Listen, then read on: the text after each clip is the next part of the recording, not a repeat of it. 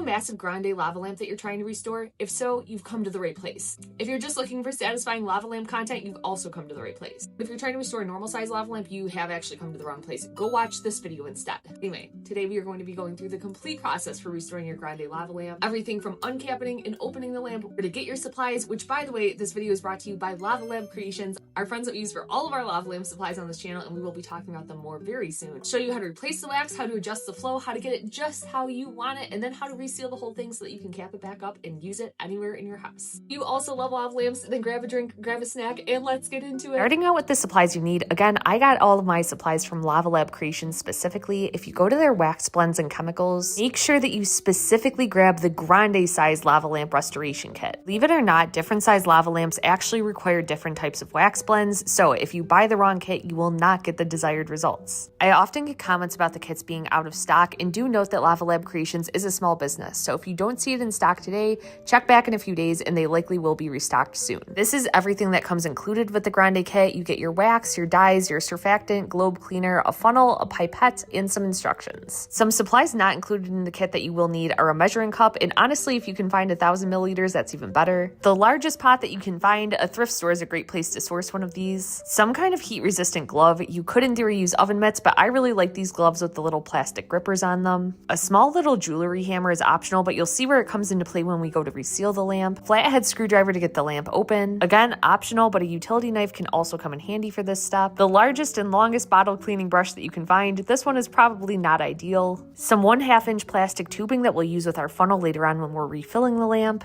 And finally, a pot holder or towel of your choosing. If you're watching this video, I'm assuming that you probably already have a Grande lamp that you're hoping to work on. It'll be interesting to see how this video ages over time, but at this exact moment, it's actually somewhat difficult to find Grande lava lamps for sale. Which is funny because just a few months ago, you used to be able to easily buy them on Walmart for like $130. If your lava lamp is currently on, unplug it and let it cool down completely, because from here, we're going to get into uncapping. Ultimately, you just need something to pry it open, but we'll go through the optional tools as well. Starting out with a utility knife, this can be good for getting the party started and just crimping up that first piece. Good flathead screwdriver will be your best friend here. However, if yours are too thick, I've recently been using these metal spatulas, and these are actually super handy and get under there really well. Finally, if you misshape your cap while you're removing it, a small jewelry hammer like this one can be really helpful to reshape it. I'm sure you could use other tools to get similar results. If you're impatient like me, it may be really tempting to just go in there with some pliers, but these can easily tear it, so I wouldn't recommend using these on the cap. You can either do this process while it's on the base still, just make sure that you give a really good grip on it so that it doesn't tip over, or if you find it more comfortable, you can just take the globe off and work from here. Instead of trying to forcefully pry it up all at once, you're slowly going to go around a couple times, ever so slightly lifting up the edges. The glass on these globes are pretty strong, but also be mindful not to apply too much pressure to it and cause damage. Once it was lifted about 75% of the way around, I probably could have pulled it off at this point, but I finished uncrimping all the sides so that it was going to be easier to put back on later. Do use some caution as you actually go to lift up the lamp, as the edges are pretty sharp. And then depending on the age of your lamp, it may or may not have one of these rubber stoppers on the inside. The older they are, they can become more prone to cracking, but if you do end up damaging yours, you can also get replacements from our friends over at Lava Lab Creations.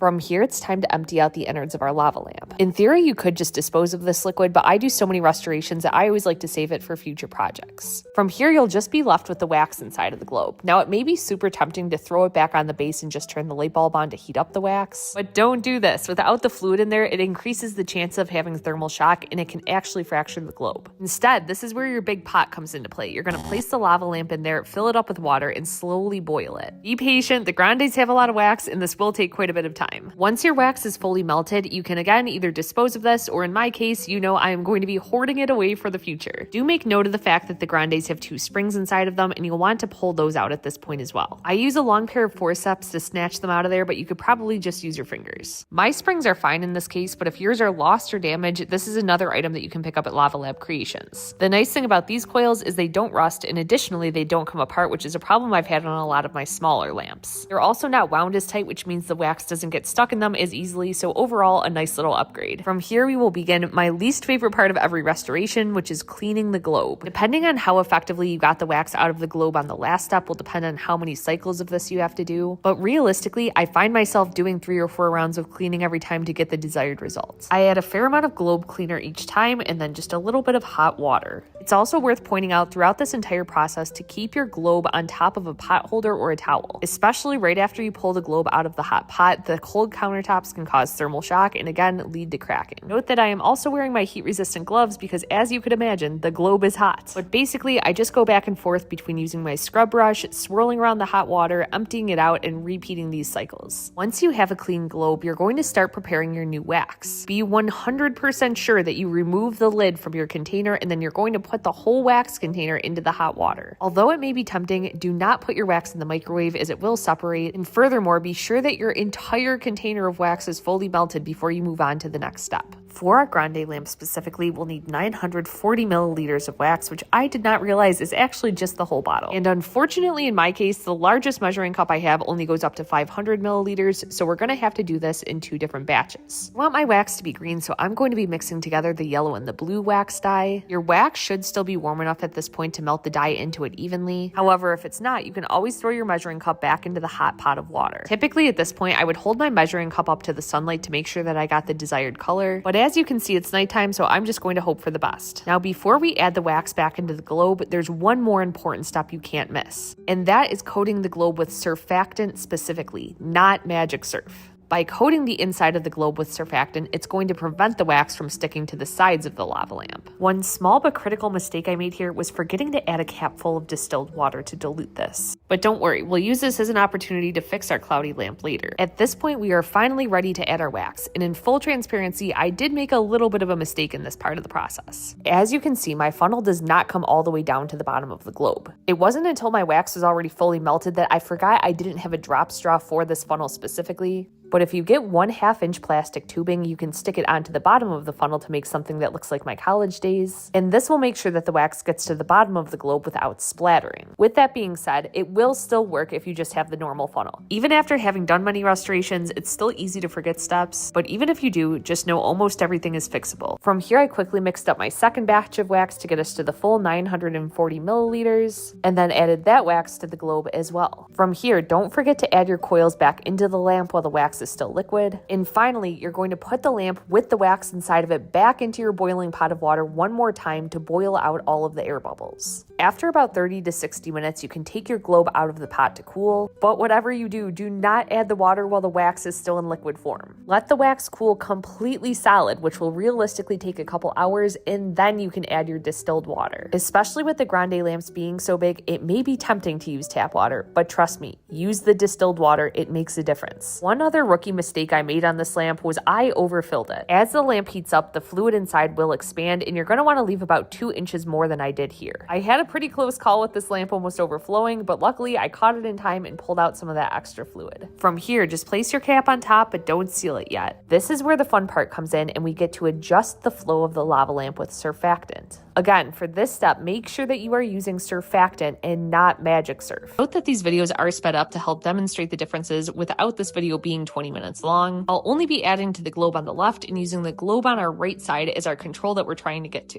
In each video, I'll be increasing the surfactant by 5 milliliters demonstrated on the screen. And for a Grande lamp, you're going to want to achieve a maximum of 55 to 60 milliliters of surfactant. You may also note throughout the course of this video that it keeps flipping back and forth between the daytime and the nighttime, and that's because you want to leave at least 30 minutes between each dose of surfactant that you add so that it can fully saturate into the wax. Now, while I did go all the way up to 55 milliliters of surf for demonstration purposes in this video, had I just been adjusting this lamp to my own preferences, I probably could have stopped quite a bit sooner, because as I look back at these videos, there's quite a few points that I'm actually really happy with how it was looking. One other elephant in the room that I should address before somebody comments it: yes, I know that the fluid is a little bit cloudy. Yes, I will be filtering it now that this video is complete. I just didn't want to filter it midway through and mess up any of the experiment that we had going on. Now at this point, even though we're at our maximum volume of surf, you may notice that we're still not getting quite as many snakes as you are seeing on the right side. And that is where magic surf comes in. It's kind of the finishing touch here if you like that flowy snake look. Keep in mind that you're only going to want to add magic surf once you're totally happy with the flow that you've already achieved with the normal surfactant. Additionally, you're only going to add 2 to 4 milliliters for a Grande lamp specifically. Here's how our lamp is looking with 2 milliliters of magic surf, and again, we probably could have stopped here, but for experiment purposes, we will go all the way to 4. And here's what our flow looks like at 4 milliliters of magic surf. But coming back to the fact that this lava lamp is cloudy. Remember earlier when we were coating the globe and I forgot the distilled water and said we'd have to do an additional step? Well, this is that step. If your lava lamp is not cloudy, then you're a lucky duck and you can skip this step.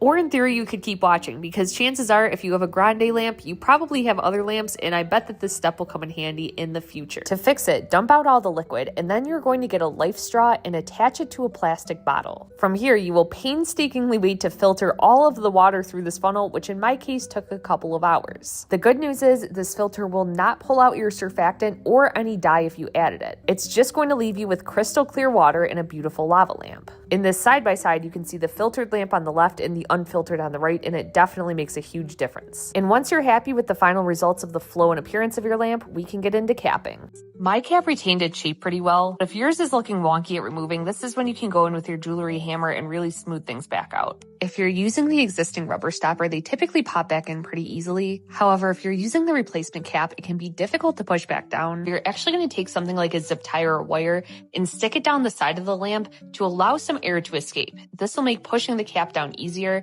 and then when you're done, you just pull that zip tie right out. Also, make sure that you do this when the lamp is off, otherwise the heat could suck the cap inside. Fortunately, I don't have a third arm to show you both these motions at once, but you're going to simultaneously want to press down on the cap while also folding the edges back in with your screwdriver or jewelry hammer. You can also use a hose clamp. I just don't have a large enough one for this specific lamp, but I have a full video on how to do this method if you're curious. Finally, you could stop here, but the seal is rarely as good as it is from the factory. To help with this, you'll want to use some heat shrink, which you can get pre-cut from Lava Lab Creations. Hold on to the heat shrink from the back so that it doesn't blow off, being careful not to burn your fingers, and use a heat gun to tightly seal it onto the top of your lamp. Once you have a good seal, you're ready to put your cap back on, and now it's time to run your Grande lava lamp. Hopefully today I was able to answer all of your burning lava questions, no pun intended. However, if you still have questions that need answers, drop a comment down below or go jump over on Cameo and I can give you a much more detailed response. Again, thank you to our friends over at Lava Lab Creations, and thank you to you for sticking around until the end.